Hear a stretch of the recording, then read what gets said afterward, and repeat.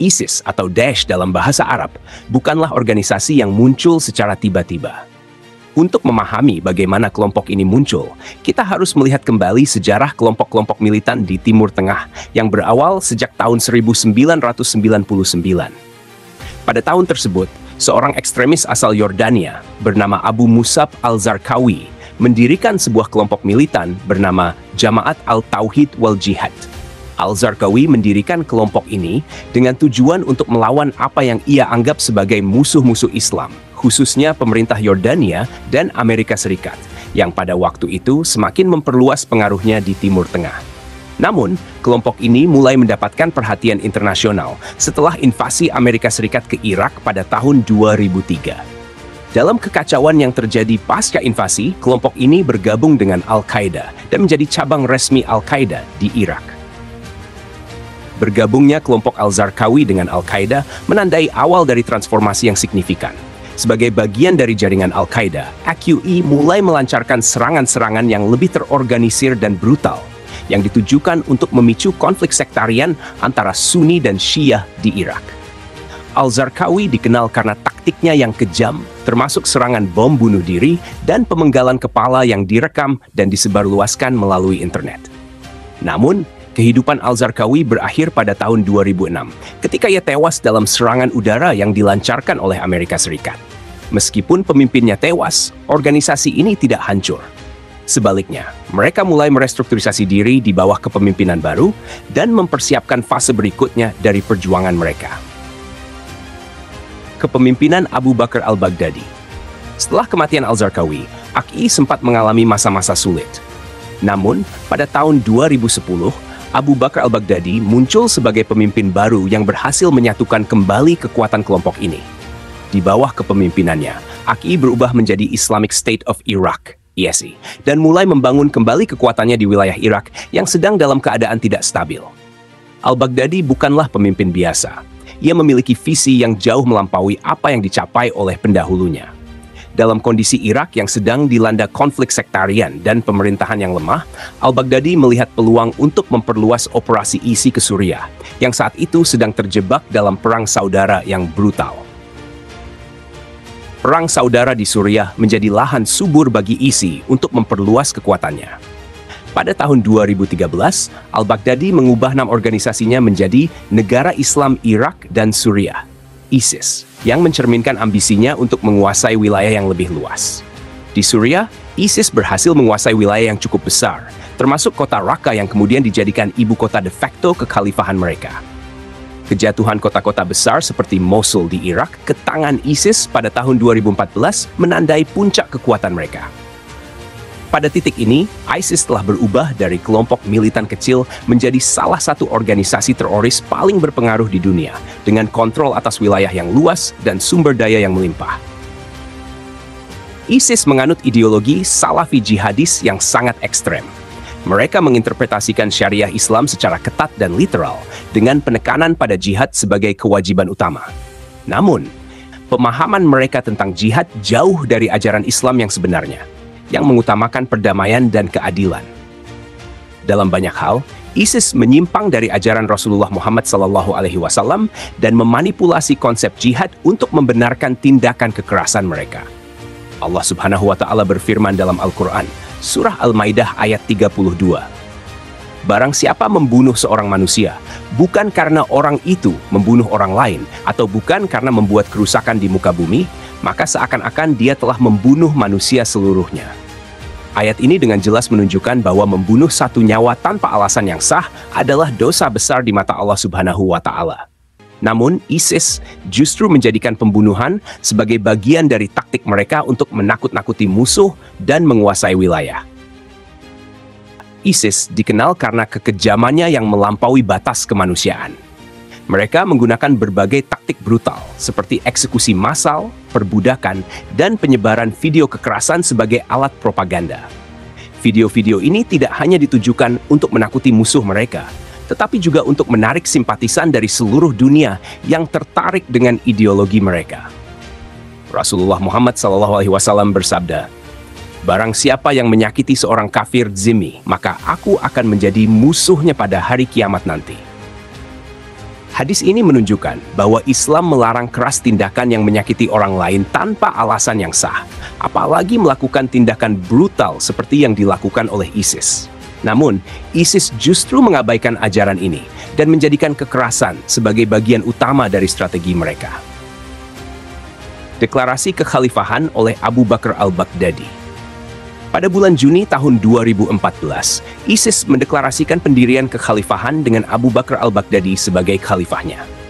Mereka mengklaim bahwa kekhalifahan ini adalah kelanjutan dari kekhalifahan Islam yang pernah berdiri di masa lalu, dengan tujuan untuk menyatukan umat Islam di bawah satu pemerintahan Islam yang ketat. Deklarasi ini disambut dengan penolakan luas dari umat Islam di seluruh dunia, karena dianggap sebagai penyalahgunaan konsep kekhalifahan yang suci dalam Islam. Kekhalifahan yang didirikan oleh ISIS tidak didasarkan pada prinsip-prinsip Islam yang sejati, tetapi lebih kepada ambisi kekuasaan dan penindasan. Banyak ulama dan cendekiawan Muslim mengecam deklarasi ini, dengan alasan bahwa ISIS tidak memiliki legitimasi agama atau moral untuk mendirikan kekhalifahan. Mereka menegaskan bahwa tindakan-tindakan yang dilakukan oleh ISIS bertentangan dengan ajaran Islam yang mengajarkan perdamaian, keadilan, dan penghormatan terhadap kehidupan. Meskipun pernah mencapai puncak kekuasaan, ISIS tidak bertahan lama.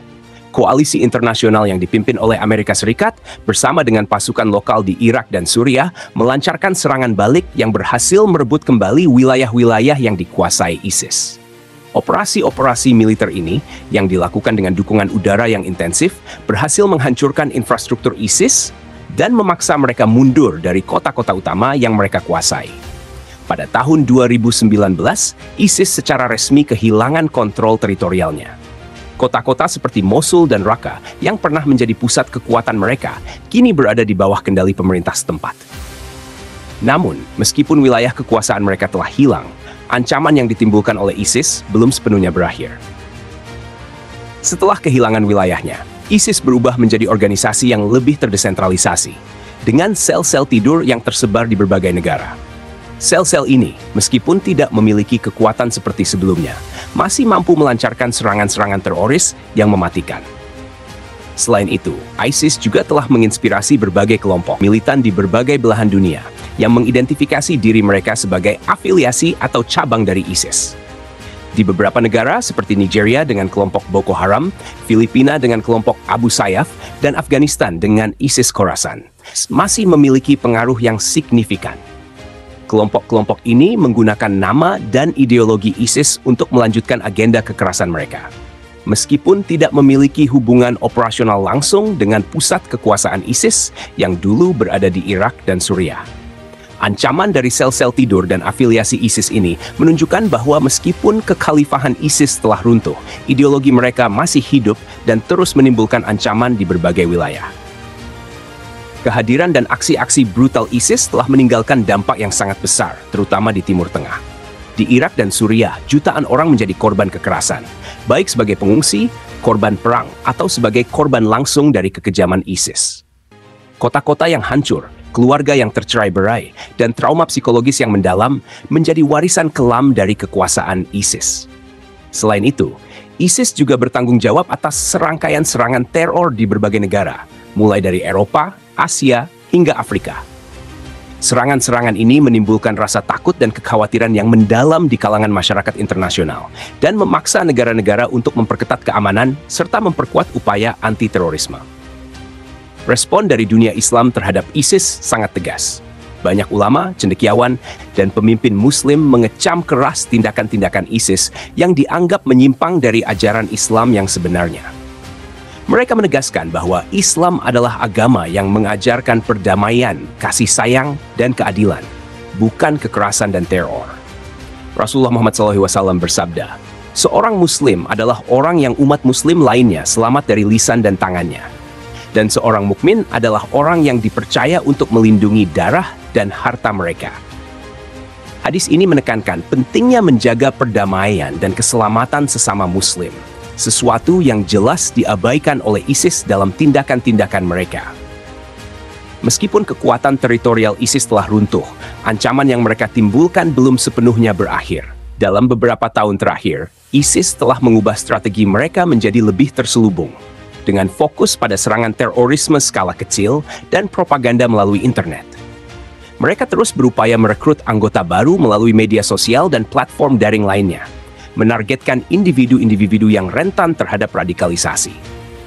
Ancaman terorisme global yang diwakili oleh ISIS akan tetap menjadi tantangan besar bagi komunitas internasional. Diperlukan upaya yang berkelanjutan untuk memerangi ideologi ekstremis yang mereka sebarkan, sekaligus mencegah munculnya kelompok-kelompok serupa di masa depan. Umat Islam memiliki peran penting dalam memerangi ekstremisme yang disebarkan oleh kelompok-kelompok seperti ISIS. Penting bagi umat Islam untuk terus menyebarkan ajaran Islam yang benar, yang menekankan pada perdamaian, toleransi, dan keadilan. Pendidikan agama yang benar dan penyebaran pemahaman Islam yang moderat adalah kunci untuk mencegah radikalisasi dan ekstremisme. Allah Subhanahu wa Ta'ala berfirman dalam Al-Quran, Surah An-Nahl ayat 125, "Serulah manusia kepada jalan Tuhanmu dengan hikmah dan pelajaran yang baik, dan bantahlah mereka dengan cara yang baik. Sesungguhnya Tuhanmu, Dialah yang lebih mengetahui tentang siapa yang tersesat dari jalannya, dan Dialah yang lebih mengetahui orang-orang yang mendapat petunjuk." Ayat ini mengajarkan bahwa dakwah dan ajakan kepada Islam harus dilakukan dengan hikmah dan cara yang baik, bukan dengan kekerasan seperti yang dilakukan oleh ISIS. Sejarah ISIS adalah contoh tragis bagaimana kekerasan dan interpretasi yang salah terhadap agama dapat menimbulkan penderitaan yang luas. Penting bagi kita semua, baik umat Islam maupun komunitas internasional, untuk terus waspada dan bekerja sama dalam memerangi ideologi ekstremis ini. Semoga Allah Subhanahu wa Ta'ala melindungi kita semua dari segala bentuk kejahatan dan memberikan petunjuk kepada mereka yang tersesat. Jangan lupa untuk like, share, dan subscribe ke channel Menuju Cahaya TV untuk konten-konten Islami lainnya yang penuh hikmah dan pelajaran. Sampai jumpa di video selanjutnya. Insya Allah.